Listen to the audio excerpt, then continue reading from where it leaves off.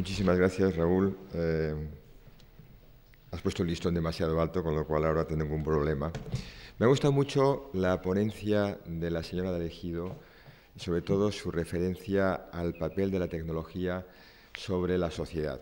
Porque yo siempre he mantenido y sigo manteniendo, que la civilización avanza debido a la tecnología, o que la tecnología es lo único que hace avanzar la civilización.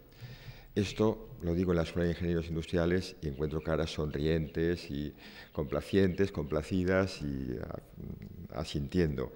Según en qué ambientes lo digo, pues me crea ciertos problemas y enseguida salen personas, amigos también, que me dicen: oye, te olvidas de las humanidades. No me olvido de las humanidades. Las humanidades son necesarias. El ser humano necesita la filosofía, necesita el ocio, el teatro, la literatura, la religión, muchas cosas. Pero ninguna de esas, ni todas esas juntas, harían avanzar la civilización. Lo que hace avanzar la civilización es la tecnología. Fácil de demostrar. Congelemos la tecnología a algún momento en la historia. Por ejemplo, el siglo I, el año de nacimiento, el año 1, el año de nacimiento de Jesucristo. Dejemos la tecnología en ese momento y pensemos hoy, 2014 años después, cómo sería el mundo. Sin duda, la pintura habría avanzado. Sabéis que los romanos pintaban caras planas, etcétera. Muy mal, pintaban muy mal. La pintura habría avanzado. La literatura habría avanzado. Los expertos en latín, que yo no lo soy, por supuesto, dicen que Julio César escribía muy bien. Seguramente hoy habría literatos, habría escritores en latín que escribirían mejor que Julio César.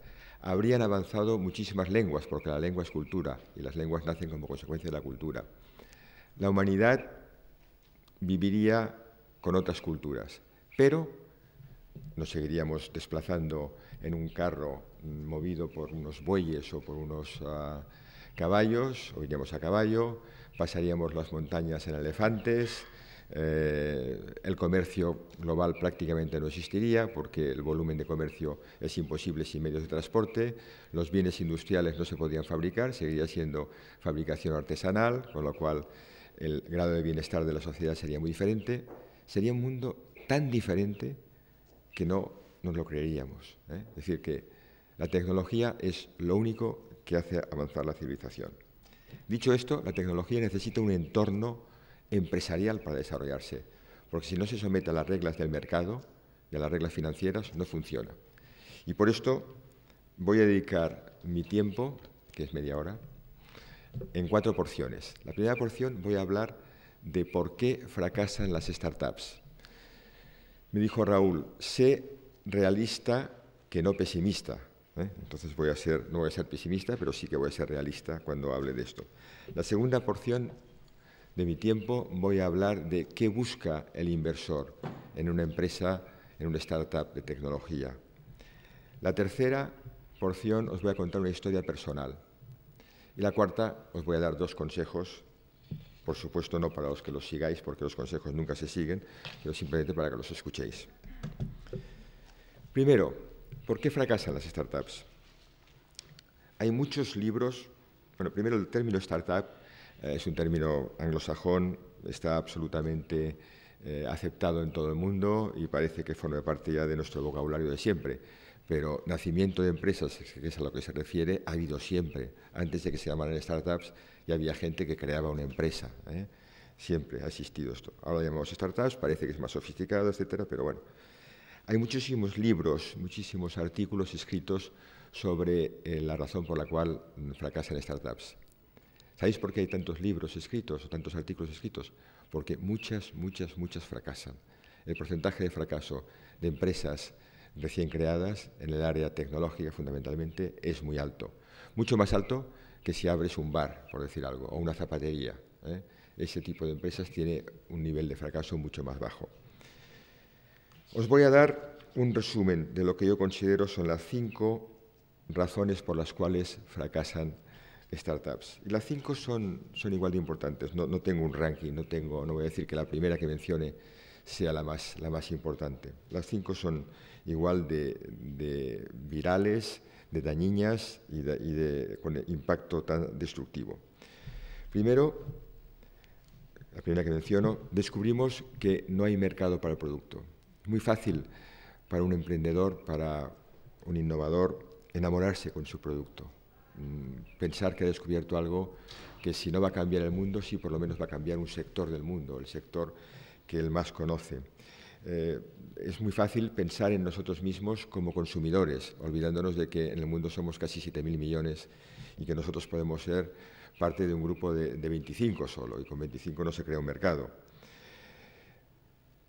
Es muy fácil no encontrar un value proposition, algo que ir al mercado y decirles que tú si compras esto, tu valor, tu activo de empresa o de persona va a incrementarse de esta forma. Yo siempre digo que, y no soy el único que lo digo, por supuesto, que hay que definir el cliente tipo, que toda startup tiene que definir su cliente tipo, tiene que pintarlo, decirle, pues mira, mi cliente tipo es una persona de estas características o una empresa de estas características, de esta tipología, con estos gustos, tal, y entonces diseñar el producto de acuerdo con esta persona, con este consumidor tipo.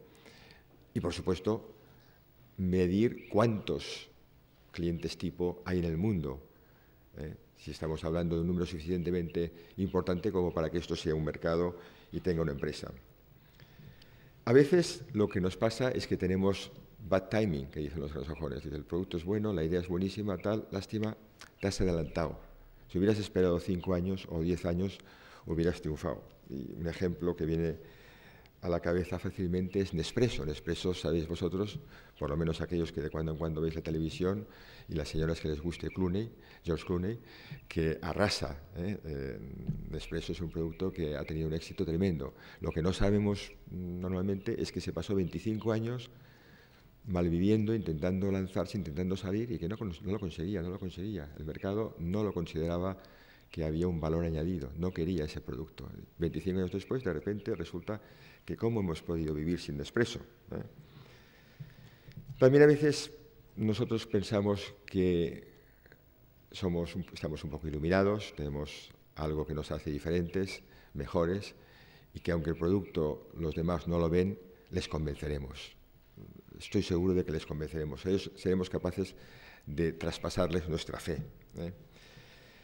Hay productos que han fracasado así. Por ejemplo, yo recuerdo mi primer viaje no fue mi primero, pero uno de mis primeros viajes a Estados Unidos cuando estaba ya trabajando en el año 73, 74 en Chicago. Estaba en el despacho del presidente mundial de lo que entonces era Arthur Andersen y vi encima de su mesa un teléfono que además tenía una pequeña pantalla, una pantalla pequeñita, así en blanco y negro y tal, y le pregunté, ¿esto para qué sirve?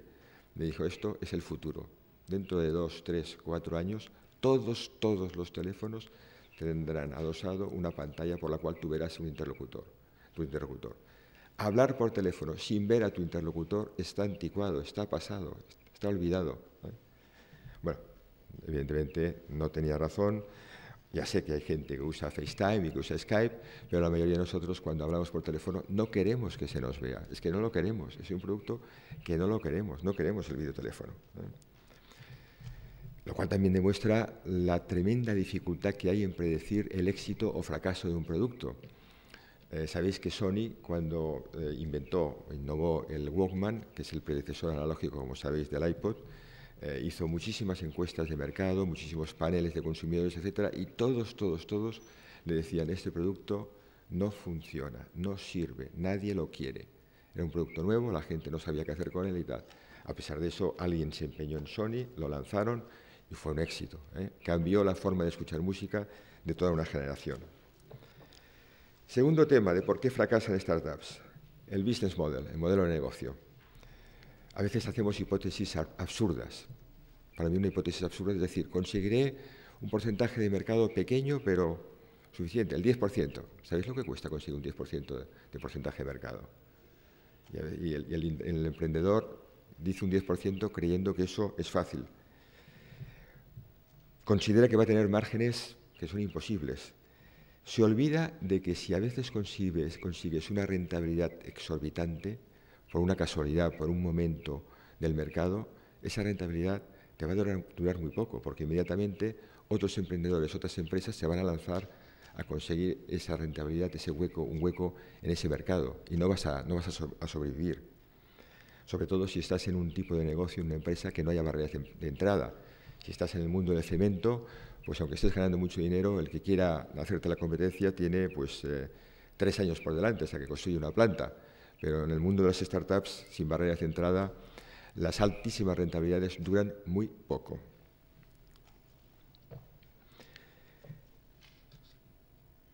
También un tema básico es entender el concepto, entender en nuestro business plan, en nuestro modelo de negocio, el concepto coste de adquisición de cliente versus la rentabilidad, el dinero, el ingreso que nos producirá un consumidor, un cliente durante el resto de su vida útil con nosotros. Es un concepto que, por ejemplo, las compañías de telecomunicación tienen muy claro. Es decir, nos regalan un teléfono móvil que a lo mejor vale 600 o 700 euros, nos regalan la instalación del ADSL en casa, nos regalan el router, estamos hablando que al final te hacen un regalo de 900 euros. Esos 900 euros los tienen que recuperar durante el plazo de vida tuya como cliente, porque saben que no vas a estar toda la vida como cliente. La estadística está perfectamente conocida, que vas a durar 2 años y medio, cada compañía tiene la suya, lo que sea. Tienen que recuperar esa inversión durante ese tiempo, si no, es un mal negocio. Y eso forma parte del business plan. También no olvidar de dónde viene el dinero. En las startups muchas veces se da esta dualidad, que el consumidor es uno y el que paga es otro. Y eso siempre es complicado de gestionar. Tenemos que tenerlo muy en cuenta. Recuerdo un caso en España de una emisora de radio de FM muy conocida, que hizo un contrato de venta del negocio, vendió el negocio a 2 años vista y pactó el precio en aquel momento basado en el número de oyentes que iba a tener al cabo de 2 años. Entonces, cambió por completo su estrategia de negocio y dijo, ahora voy a dedicarme a conseguir oyentes. No a ganar dinero, porque no me lo van a pagar, me van a pagar en función del número de oyentes. Es decir, mi modelo de negocio ahora es conseguir oyentes, ¿eh? Como en Internet siempre se decía, conseguir visitas o lo que sea. Conseguir oyentes. ¿Qué hizo? Lo más fácil. Quitó la publicidad. Emisora sin publicidad empezó a conseguir oyentes por un tubo, lógicamente, porque a todo el mundo le gusta, cuando vas en el coche, escuchar música moderna, buena, tal, y además sin publicidad. Barrió, consiguió una cifra astronómica. Pero ¿era sostenible este modelo? No. El que la compró, la tuvo que comprar porque había firmado un contrato. Tuvo que cambiar su estrategia de negocio nuevamente para que fuera sostenible, porque aquel negocio no era sostenible bajo esas hipótesis. Tercera razón por la cual fracasan startups: mal equipo gestor. El emprendedor es un gran ingeniero, un gran diseñador, pero no tiene skills, no tiene conocimientos, no tiene competencias financieras, de marketing, etc. O busca un equipo que los tenga o va a fracasar. Y además ese equipo tiene que mandar, porque si tú coges un buen financiero, pero dices, no, yo a ti te voy a hacer caso cuando quiera, y cuando no quiera, yo soy el innovador, soy el emprendedor, soy el que realmente tiene el concepto, la idea, y no te voy a hacer caso, fracasará seguro. Fijaros, compañías en Estados Unidos que cuando han alcanzado un mínimo de tamaño, enseguida han cogido un Chief Financial Officer, un financiero de mucha fama, de mucha reputación en el mercado incluso, y son los que mandan en todos los temas financieros. Cuarta razón, quedarse sin dinero. Bueno, esta es muy fácil de explicar. Los inversores, sean amigos, sean familia, sean profesionales, aportan dinero hasta el siguiente hito. El siguiente hito puede ser un beta test, puede ser el primer cliente que paga, puede ser, lo que decías antes, profesor, de un producto que pasa a producción industrial, hasta el siguiente hito. Si no llegas al siguiente hito con ese dinero, lo has hecho mal. Has demostrado que no sabes presupuestar o que te has equivocado en la ejecución. Y entonces vas a ir a buscar más dinero, no te lo van a dar. Han perdido la confianza en ti. Los que te financiaron hasta ahora pierden la confianza y los nuevos no van a entrar. Entonces vas a morir en ese momento. También a veces mueres porque no has pedido, sabiendo que ibas corto de dinero, has querido ser avaricioso, has querido quedarte con un porcentaje muy grande en el negocio, no has querido compartirlo con inversores en aquel momento y te has quedado corto, lo vas a pagar caro. Quinta razón, las viejas soluciones, las viejas compañías reaccionan más de lo previsto. Es decir, tú siempre que innovas estás luchando contra alguien, o contra una solución, contra un producto, contra una empresa. Y a veces partimos de la base de que se quedarán sentados un poco como el león cuando ataca, que basa una gran parte de su estrategia en el rugido, porque sabe que el rugido dejará quieto, parado de miedo a su víctima. Entonces, un poco, a veces los emprendedores creen lo mismo, creen que una salida al mercado repentina va a asustar, va a dejar parados a todos, y esas grandes compañías son muy lentas en reaccionar y no van a reaccionar. No siempre pasa así, ¿eh? No siempre pasa así. Bien, paso a la siguiente porción de mi tiempo. ¿Qué busca un inversor? ¿Qué busca un inversor cuando se acerca a una startup o cuando una startup se acerca al inversor, que suele ser lo más normal? Primero, que la idea sea escalable. Decir que, y aquí hago la traducción literal de la palabra inglesa, no sé si es scalable, ya lo entendéis. Es decir, que pueda cambiar de dimensión, que podamos pasar de la dimensión X de ahora a la dimensión 10X y de la 10X a la 100X. Si no, no le interesa. Si estás abriendo una panadería muy grande, la más grande de Europa, pero en un solo sitio en Madrid, pues no le interesa al inversor. Es otro tipo de inversor, otro tipo de cosa eso. Segundo lugar, le tienes que demostrar que has hecho un buen análisis de mercado. Un análisis de mercado quiere decir que has identificado los competidores, que has identificado los productos sustitutivos, que has identificado los clientes, los mercados a los que vas a servir, qué ventajas competitivas vas a disfrutar, etcétera. Quiere ver que has hecho tu homework, tu trabajo realmente en casa y que dominas el mercado. En tercer lugar, va a querer también que le enseñes tu estrategia go-to-market, que esté perfectamente definida y que tengas el dinero o hayas calculado el dinero para poder ejecutarla. Es decir, que no estés pidiendo dinero únicamente para hacer un producto, sino que tengas en tu ambición de capital todo el curso futuro del negocio para convertirse eso en una empresa. En cuarto lugar, un inversor quiere ver focus, quiere ver una focalización de tus esfuerzos. La dispersión es mala consejera, te lleva normalmente al fracaso. En sexto lugar, quiere ver que tengas flexibilidad para cambiar la estrategia. Voy a dar un ejemplo. Yastel, en cuyo consejo estoy, según ha dicho Raúl, invirtió un porcentaje, compró un porcentaje importante, el 25%. Leopoldo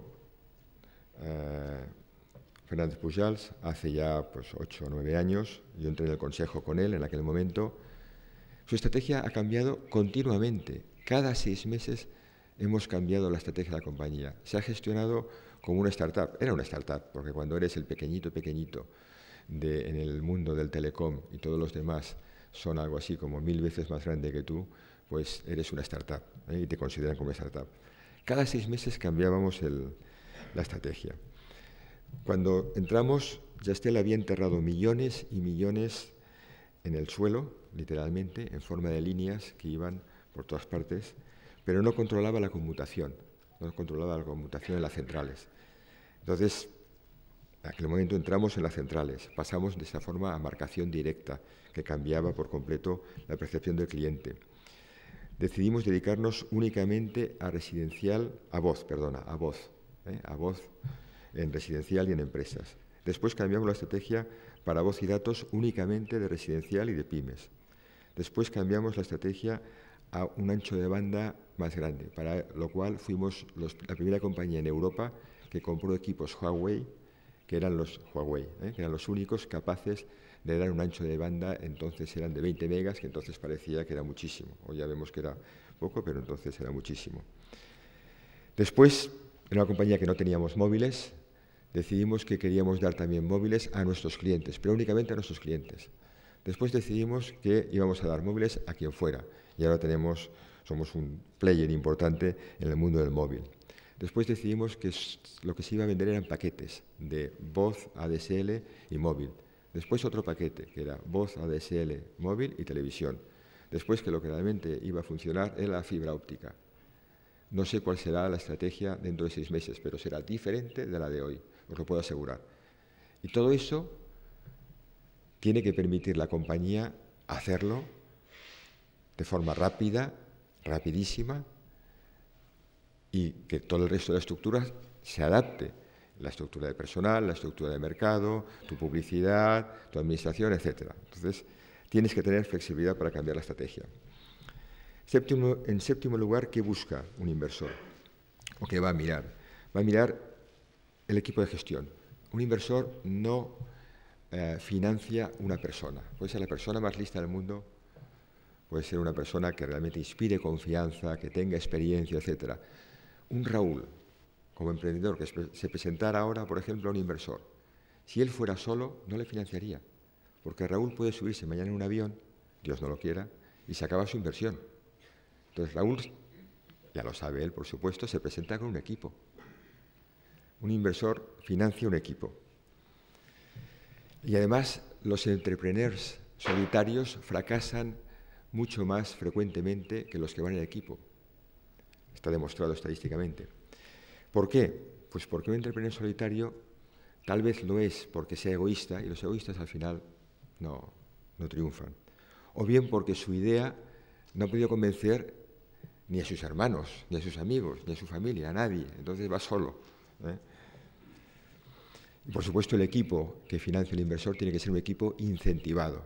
Quiere decir un equipo que si el proyecto triunfa, triunfe. Que no se limite a una remuneración fija. Y por último, curiosamente, el inversor también se pregunta dónde está la ubicación de tu negocio. Y eso se ve sobre todo en Estados Unidos, donde, como sabéis, se han producido unos clústeres, unos hubs de concentración de empresas. Hay un ranking de lugares. Curiosamente, el Silicon Valley sigue siendo, digo curiosamente, porque ya lo era cuando yo trabajaba en Estados Unidos, a finales de los 60, 69 y el año 70, Silicon Valley ya empezó a ser el lugar de destino de los emprendedores en el mundo entonces era de la electrónica, no solamente de la informática, de la electrónica, de la informática y de las telecomunicaciones. Sigue siendo el número uno, el choice number one. Después viene Boston, después viene Seattle, después Austin, Denver y Nueva York. Fijaros que son todas ciudades agradables para vivir, ciudades donde a la gente le gusta vivir, donde los futuros empleados les gustará vivir. Digo, para que lo tengáis en cuenta, cuando decidáis dónde os instaláis, tened en cuenta también que sea un clúster, que sea un hub en España y que sea capaz de atraer también esas personas que son las que después forman el equipo. Paso a la porción 3 de mi tiempo. Una historia personal. Mirad, yo cuando empecé a trabajar en España, empecé en una empresa que era una startup, entonces se llamaba Andersen Consulting. Éramos 12 personas en España. Yo entré como la primera persona con el encargo de ocuparme de abrir la oficina de Barcelona, en el campo de la consultoría. Consultoría tecnológica, es decir, nosotros aportábamos soluciones tecnológicas a las empresas. Cuando me fui, en el año 2001, éramos 12.000. La empresa siempre fue, durante todo ese periodo, propiedad de las personas que trabajaban allí. Y el acceso a la propiedad te lo daba la meritocracia, el subir dentro de la organización. En 6 años fui socio, entonces fuimos 2 a la vez en España y, bueno, los últimos 10 años que estuve allí, estuve a cargo de España, etcétera, de otras responsabilidades, etcétera. Acabamos con más de 100 socios.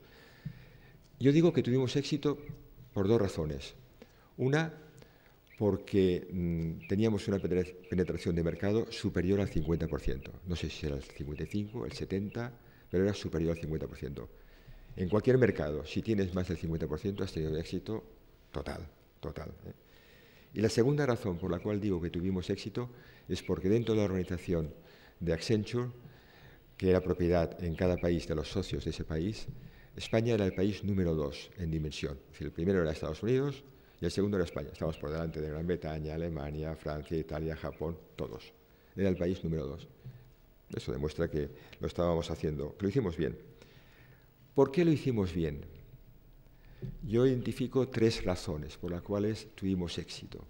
Una es porque teníamos pasión. Y el emprendedor necesita pasión. Si no tiene pasión, no va a convencer a gente para que trabaje con él, no va a convencer a clientes, no va a convencer a inversores. Necesita pasión. El lunes estuve en la presentación del libro de Leopoldo Fernández Pujals, Apunta a las estrellas y llegarás a la luna. Un libro muy divertido, por cierto. Bueno, él tiene 67 años, es la segunda compañía que lleva al IBEX 35 y lo que demostraba allí era pasión. Es decir, la gente le aplaudió a muerte porque él demostraba pasión, fe, pasión en su negocio, en lo que hacía, en sus ideas. Entonces nosotros teníamos pasión. Nos encantaba pensar que estábamos ayudando a cambiar el mundo. Y estábamos cambiando el mundo porque en los años 70 empezar a implantar la informática en la empresa española era cambiar el mundo. Y además sabíamos que cambiamos el mundo no con un granito de arena, sino con una piedra grande. Que nuestro cambio era importante, era un cambio que realmente se notaba en el mundo empresarial español. Te daba una tremenda satisfacción. Buscábamos la satisfacción personal de ver que los clientes quedaban contentos, que quedaban encantados. Me acuerdo uno de los primeros trabajos que hicimos fue implantar un sistema de control, tema informático, de control de proveedores en una compañía que ahora ha ido pasando por diferentes avatares, está dentro de un grupo más grande, se llamaba Huarte. Bueno, el coste de nuestros sistemas, que no era barato, se amortizó en menos de un mes. Dice, pero ¿cómo puede ser en menos de un mes que se amortice? Bueno, porque descubrimos que había muchos proveedores que facturaban 2 veces y los sistemas que tenía la compañía eran incapaces de detectar esto. Y la compañía pagaba 2 veces y se quedaban tan contentos. La segunda razón del porqué es que estábamos en innovación permanente. Es decir, nosotros estábamos continuamente pensando qué hacemos diferente mañana, qué producto, qué servicio, qué idea nueva llevamos a nuestros clientes para seguir ayudándoles, para seguir convenciéndoles, para seguir vendiéndoles servicios profesionales. Cuanta más estabilidad tengas, más tienes que cambiar. La estabilidad es enemigo de la innovación. Eso de todo el mundo en su sitio, todo el mundo contento, etcétera, el crecimiento del 8%, que es bonito y tal, eso es enemigo del futuro. Hay que cambiar, hay que cambiar continuamente. Y la tercera razón por la cual yo creo que tuvimos éxito es porque no fuimos egoístas, compartimos. Nos hubiéramos podido quedar los 2 primeros socios que llegamos a socios, el esquema de propiedad de la compañía nos hubiera permitido perfectamente quedarnos como los únicos propietarios, ganar muchísimo dinero. No lo hicimos. Hicimos socios, fuimos más de 100 socios cuando me fui, porque el egoísmo nunca rinde a la larga. Ha llegado el momento de los consejos. Son fáciles. 1, si fracasas en tu startup, y he dicho que el porcentaje es alto, entonces tienes una probabilidad alta de fracaso. Primero, no voy a decir lo típico, no te desanimes, excesos en aprendizaje, etc. No, voy a decir una cosa diferente.